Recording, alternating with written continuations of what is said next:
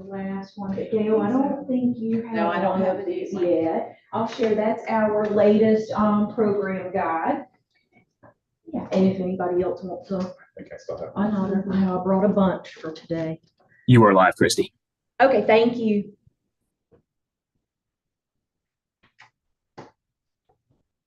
Awesome. Well, thank you all for coming in this morning for our education committee meeting. We're in a different location today. We are in our microscopy lab. And so we did this kind of as part of our deep dive for the full board meeting. So I said, let's go ahead and have our committee meeting in here. And so Gail, and everyone else. This lab was created through a grant. I worked with Drs. Moncrief, Ivanov, and Ryan Barber on an IMLS grant. And we were able to purchase 15 stereo microscopes for students. We have a couple of more instructor scopes that are a little higher level that we can use too. We normally have one up here that can hook to our TV, our monitor, and project images of what we're looking at. Marshall Boyd, our biology technician, is using that today to highlight some bat skulls for the event today. So definitely, if you have a chance after the meeting and everything, go check that out. He had some bat skulls 3D printed larger scale, because of course bat skulls are like the size of your thumbnail. So they found a company that was 3D printing and they look amazing. So there's different species, and so he has some of the real bat skulls under the scope hooked up to another monitor out in the Hall of Ancient Life so everyone can see that. So it's really cool. So great way to engage students in here, as well as general public. We have other groups that utilize this room. Of course, our researchers, the scientists use this room. Visiting scientists, interns have done a lot of projects in here, but it is fairly new. We had it completely set up December of 2022, so very end of that year. And so then we rolled out programming with school groups basically then. And so we worked with a lot of, well, we still are offering programming, but everything from kindergarten students all the way up high school. So the scopes are very user friendly. During the full board meeting, we're going to do kind of a deep dive into more details of the room. But I wanted to just kind of mention it in case you have to, scoot away. But I have our agenda for today.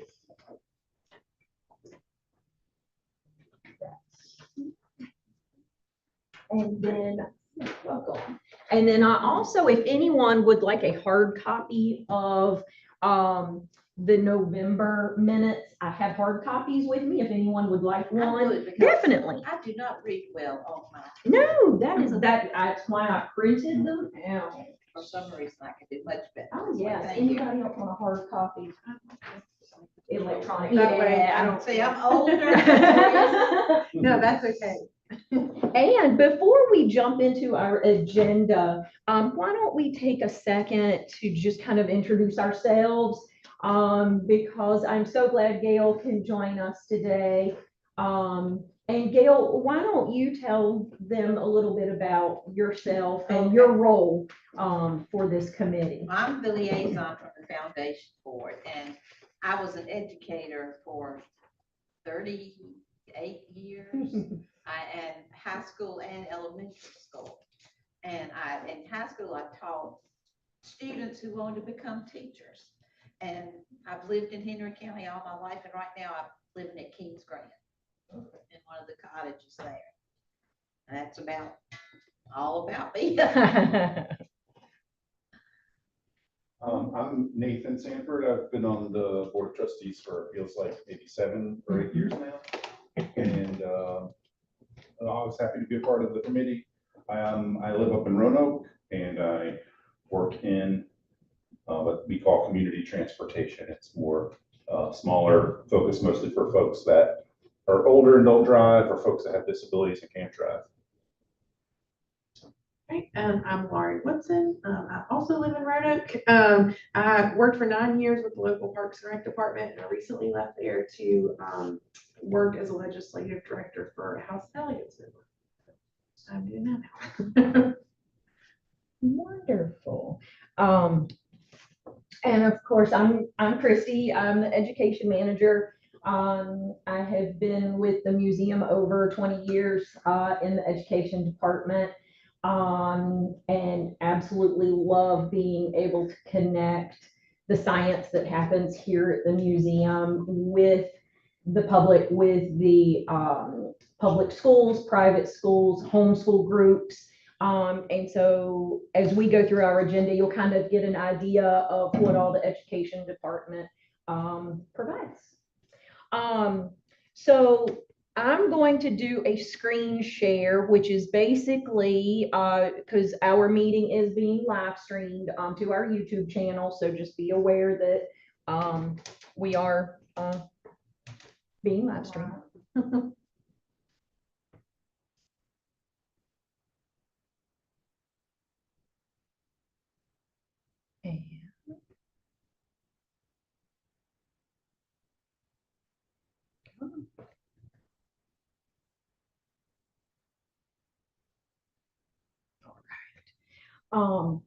And just to kind of have some images for everyone to view while we're doing this. So our agenda, each meeting, I will kind of review the highlights for the quarter. And so for this meeting, we're actually covering the material that happened October, November, and December, which seems so long ago. So I'll kind of run through some highlights. I always like to include our numbers served. And so on the screen, and I know those are really small numbers, but they are on the backside of your agenda. And so the way we break our numbers served down, and I do also include for 2023 and then the past several years, just for comparison. We break our programs into categories of outreach, which is where we go into the schools, take our program material into the schools and work with the school groups that way. We have educators, we have 3 education staff here at the Martinsville site, and then we have outreach educators in Charlottesville and the Eastern Shore area. And even though they do not have buildings that they conduct their programs out of, they have their program material, storage places in their homes, but they work with their local schools to conduct programming as well. The Martinsville, we will actually travel also, just depending on their schedules, if they can't cover programs.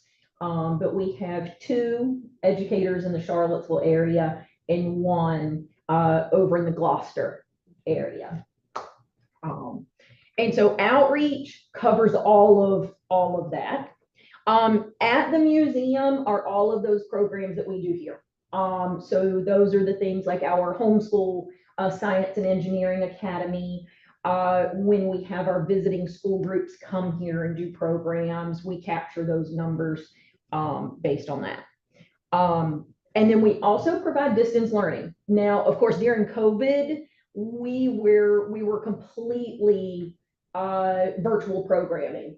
And as you can see, since 2021, distance learning has really dropped off because everyone wants the in-person programs now, which I will say it is a lot easier. So, but we still offer virtual programming if anyone ever wants that option.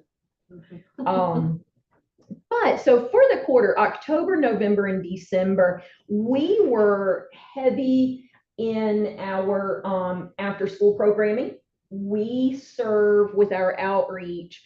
We serve MHC After 3, which is Martinsville, Henry County After 3 programs, which is after school. We had a lot of just school programming due to our scholarships. And Gail, all of our programs are fee-based, but what we do is I work with Ryan Barber on grants to offset the costs, so that we can provide scholarships to the teachers, so that they can have that fee covered. Yeah. Oh, gotcha. Okay. Yeah, it's good. Thank you. So even though it's a small fee, we try to provide that assistance. And then the educators' salaries are basically our program fees. That's how their salary is covered. Are they full-time? Yes. The educators are? Yes, so our two here at Martinsville are full-time. Our Charlottesville and Eastern Shore, they are completely program-based. As needed. Exactly. So it might be, it's very sporadic with their programming, based on Once requests. the Waynesboro campus is open, do you anticipate the Charlottesville people maybe coming? Yes, and we Working off. anticipate on having at least one education staff there. And then of course utilizing volunteers with the education programs. But I think Charlottesville will definitely be able to assist with that. Yeah. Yeah. And I always like to, I always like to try to include kind of our totals. And so this covers the 2022-2023, the entire fiscal calendar. So for that year, we had over 600 programs that we conducted, and this is just the education department. We do not include our festival numbers with our education programs. We used to in the past, and it was a little confusing. So we have separated that now. And then you can see for our total number served was over 12,000 students. So it has definitely jumped up. 21-22 was over 300 programs and 7,000 served. So it's definitely increasing. We're starting to see those pre-COVID numbers again.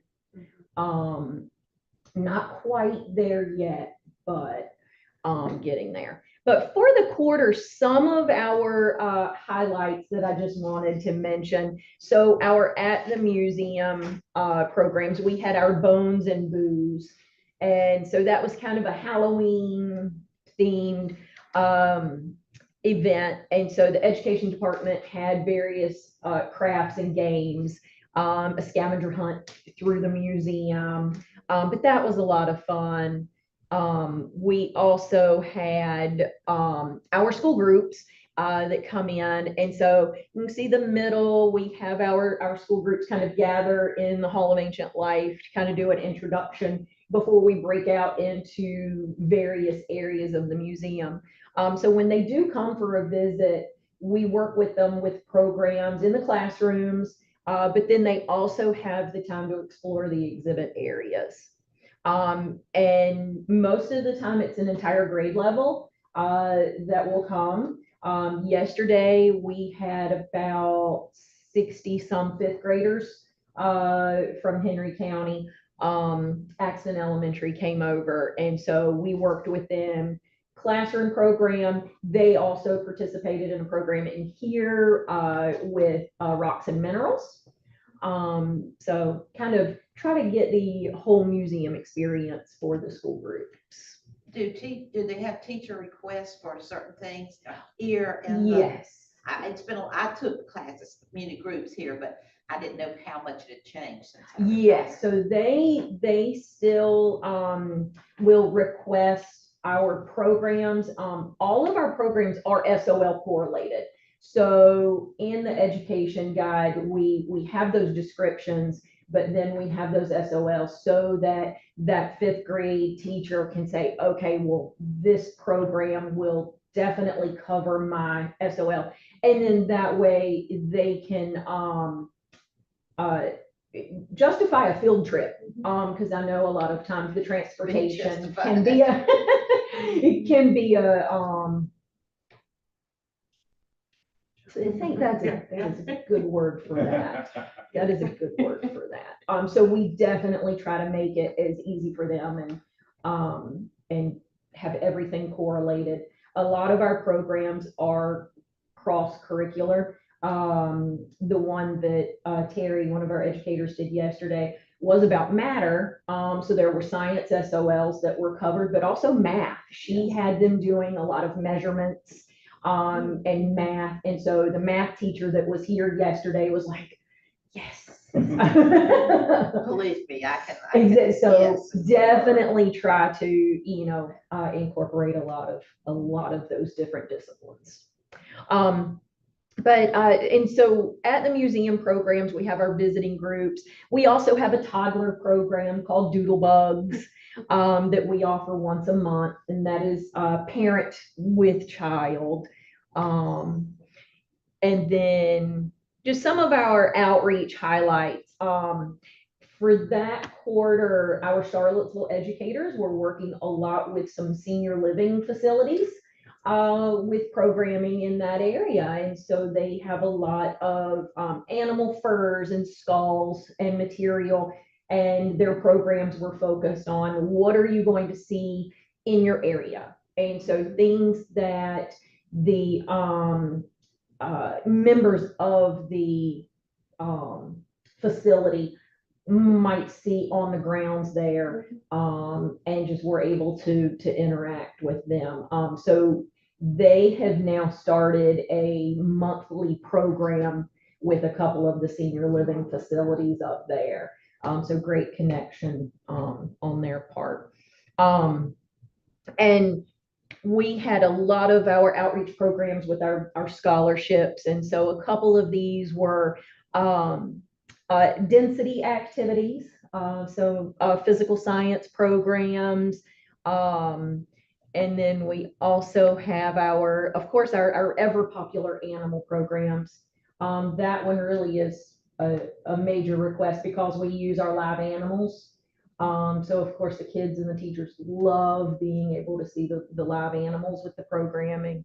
And then our after school programming, it's really funny because it's middle and high school. And so we really try to come up with curriculum that's going to engage middle and high schoolers and still be educational and entertaining.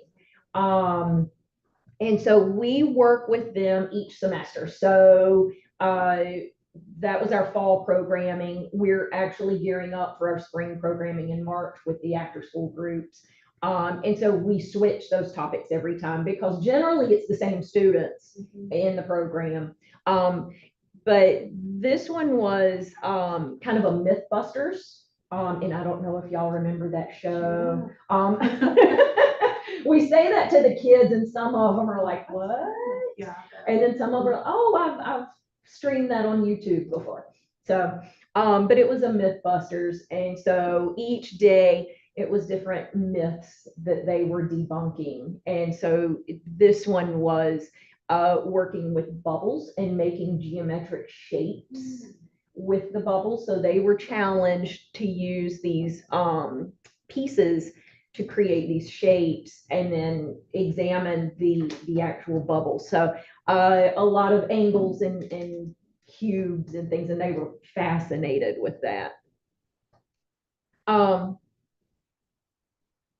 And so, like I was mentioning earlier, our microscope lab is still a very popular program for when they visit here.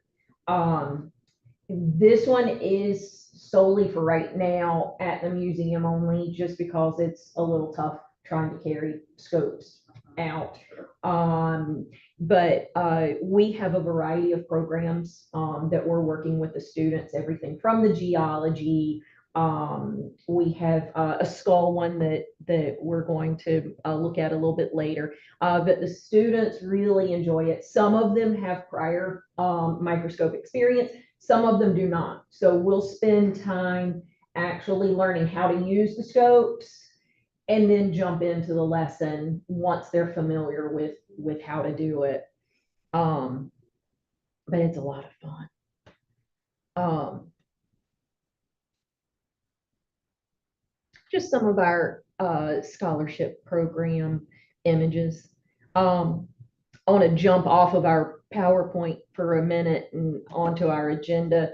I like to cover our upcoming stuff as well, and which, of course, when I created this, it was upcoming, but we just had a teacher workshop this past Monday. And so we try to provide professional development for teachers every so often. And so Monday, we had a workshop that was an environmental education focused workshop. And we had 15 teachers take part in that. And it was an all-day workshop. And when they left at the end of the day, they received this environmental ed curriculum book that is full of activities and lesson plans. This curriculum is also set up electronically, so they created an account, and with this workshop that they participated in, they're able to access material solely because they took the workshop, and have all of these extras and activities, student sheets that they can download instead of trying to photocopy the book. So it's a great way to provide them with some supplemental activities for their classroom. And this environmental education curriculum, it's called Project Learning Tree. And so it solely revolves around tree products, natural resources, human usage of natural resources, human impact of natural resources. And so this one was focused for kindergarten through 8th grade. And with the activities, it's great because they have variations. So one of the activities, let's say, for example, tree products, was geared for kindergarten through 2nd, but it would then have a variation of the middle school up to 8th grade that you could kind of up the material and cover with the older students. So it has great variations, great activities. All of those materials that the teachers would need are kind of spelled out in there. And of course, correlated to the standards of learning. And it even breaks it down into what you can cover. So a lot of them, of course, cover the science. A lot of them cover even including literature, and so some English standards. So great workshop. We had a lot of fun. It was nice enough weather that we were actually down in the park to do some of the activities. So it was great just to kind of get out and provide that for the teachers. So we're looking forward to kind of getting back into being able to provide those teacher professional developments. Does the company come in and lead it, or is the you? So I'm a Okay. facilitator Okay. for it. Okay. So I took and that's a great question. I should have mentioned that. I took a training several years ago to like basically teach the session. So I'm a facilitator for that, as well as a couple of other environmental education curricula.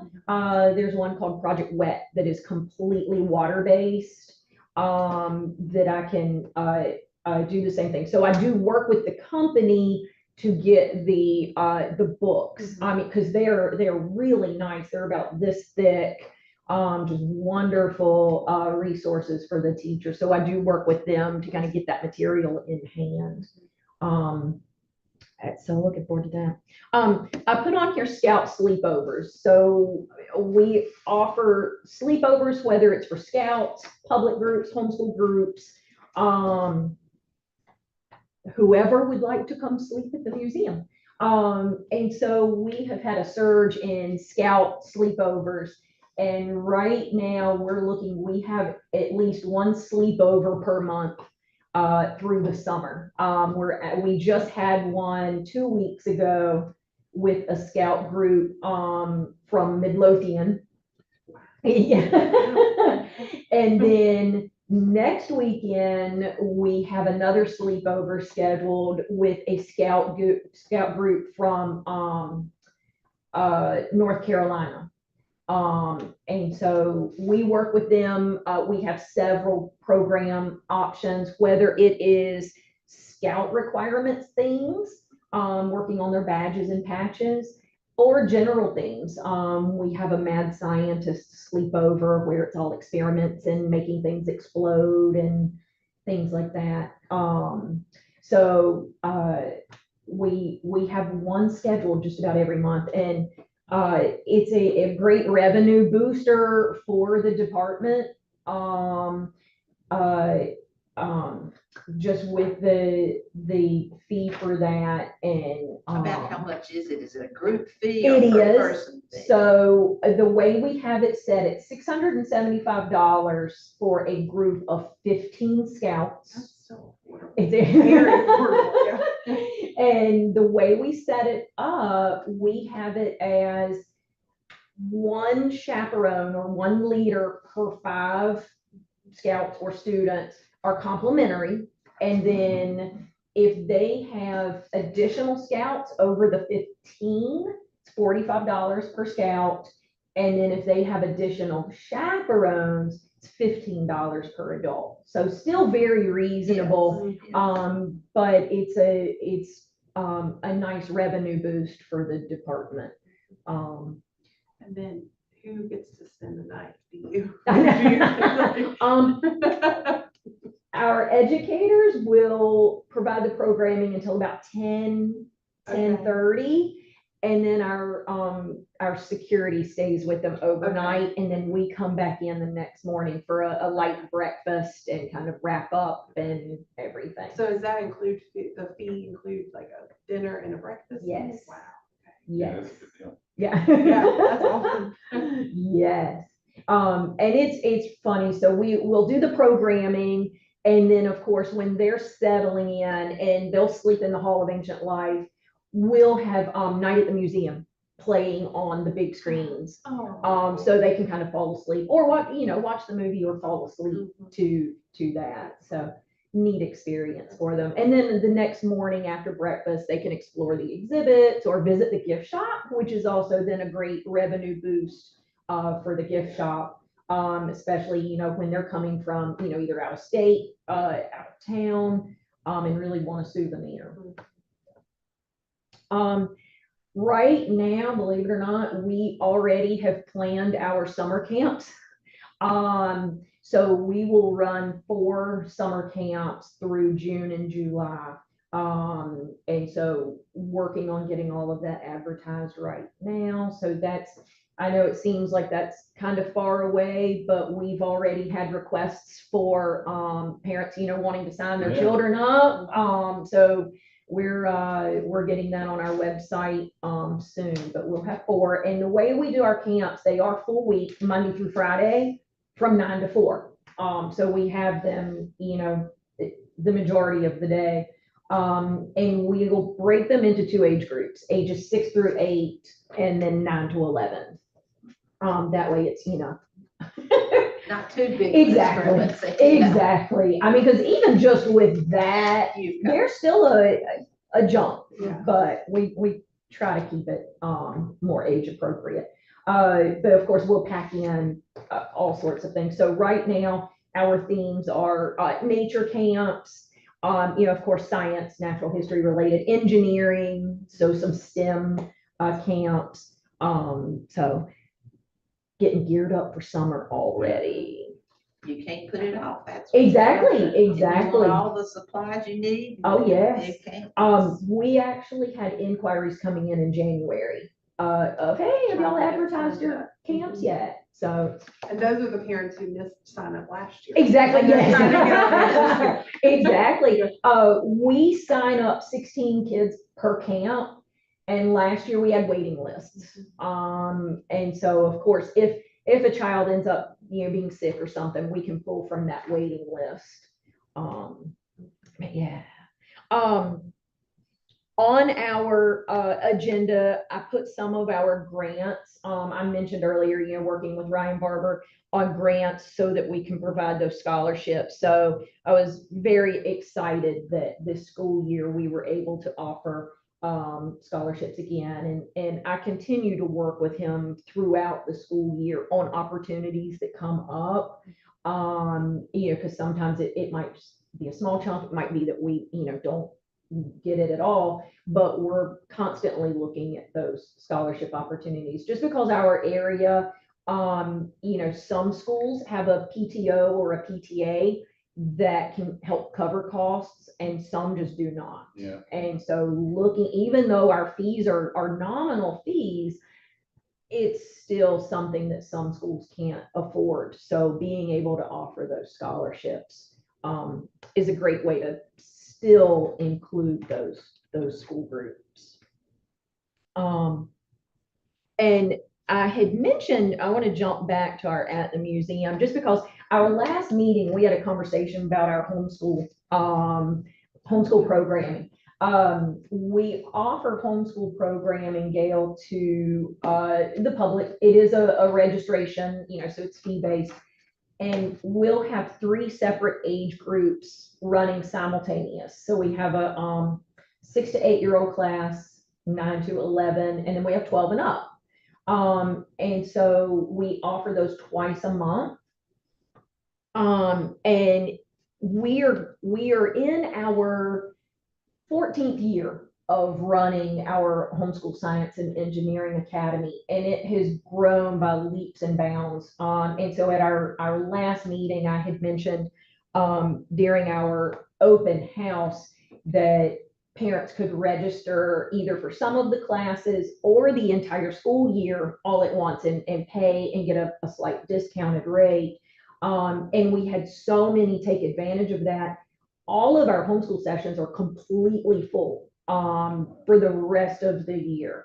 And so it kind of sparked that conversation of the homeschool population in our area. It's growing. It is. And so I did some digging. The Department of Education has on their website information of reported homeschooling, and then versus, in public school enrollment. So looking at those numbers, I'll make sure I tell you correctly. Martinsville and Henry County, as far as what they reported on the DOE website, there was close to 400 registered homeschoolers just in the Martinsville and Henry County area. And then, of course, you look at those surrounding counties as well. And for our homeschool programming, we serve not only Martinsville and Henry County, but we have students signing up from Halifax County, Franklin, Patrick County, Pennsylvania. It's completely around down into North Carolina. We have some that drive up from North Carolina. But it looks like, according to the Department of Ed, about 4% of the Martinsville and Henry County population is homeschooled. What percent? 4%. And so it was really interesting looking at the Department of Ed's data and just looking back at prior years and how the numbers just increase and increase. Some of the homeschools have joined into little groups. Do you have Yes. any groups that join as a group? Yes. Yes, and so those co-ops. Mhm. We work with a lot of co-ops just as their individual groups too. So we have some that will come with those scheduled twice a month programs, but then we have some that will work with just as their co-op alone. To do like a To do field programming, trip. field trips, exactly. We have one in Roanoke that we work with about every other month. And we go up to their meeting site, and then we have some come here. So it has definitely grown. But it's just interesting to look at that. And so our classes, we cap at about 20 to 25 students per class, per session. And so something that we've talked about is, do we look at increasing that? Do we have, maybe a volunteer come in to help us with the classes so that it's, two adults in the room at the time. So that's something that we're discussing for the fall. Where do the for the next- parents go? Do some So- of them stick around or they go? Yes, depending on the age group, because with our 6 to 8 year old class, some of them actually hang out in the class with us. And some of them will just kind of hang around the museum. Some of the older students' parents will say, okay, I'm running to the store, I'll be right back. Yeah. Because the programs are an hour and 15 minutes. So it kind of gives them a chance. And the older ones don't course, want their yeah. parents there. as Exactly, well. Yeah, exactly. that's it. The little ones want their parents to stay, the older ones do not, but it has been a great program that we're seeing a lot of increase. I wanted to briefly do an update with our education committee. We have our exhibit subcommittee. And so Bethany Fisher is coordinating that. And so she just had a couple of updates for everyone.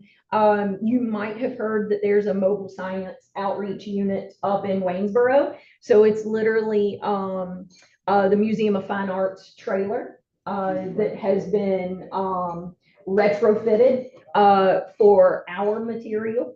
And so they had an unveiling for that. And I know some of y'all might have seen the befores. It's amazing what it looks like with the exhibit material in there now. So Bethany said, that's still ongoing updates for that, refreshing exhibit things. There's actually an arcade downstairs outside of our classrooms now. We have two arcade games, one pinball, one non, but it ties in the science. So one of them you might be familiar with, Centipede, the old Centipede game. So it ties in the science with the arcade game. Yeah. And then she also wanted to mention that, just with our permanent exhibits, there's always, maintenance and looking at updates and upgrades and things like that. So constant work going on. But that's just a quick run through of everything for the quarter. Does anybody have any questions about anything? I wish the public knew as much as I learned today about what you do. I mean, they have a general idea, Exactly. but they don't have any Exactly. idea. Guess, stay busy. We do. Yes, yes. We do. Do you anticipate, are you already feeling the need for another staff person? That's Or are you? I've actually been talking with Jonathan, looking, Terry, so Jordan is here working the event today, so you'll probably run into her. And then Terry is our other educator who is actually due next month. Okay. And Okay, so you're definitely feeling it. So she will be out for a little while. So yes, definitely looking at, some help. We have some wonderful, Master Naturalist volunteers that come in and help us with various things. So that's great to be able to pull from them right now. Yeah. Awesome. Great. It is. Wonderful. Well, I tell you what, let me, I say we are done. I'm going to stop sharing, and then that way we can get ready for our next one. But if anyone has anything, thank you, Zach. Thank you all.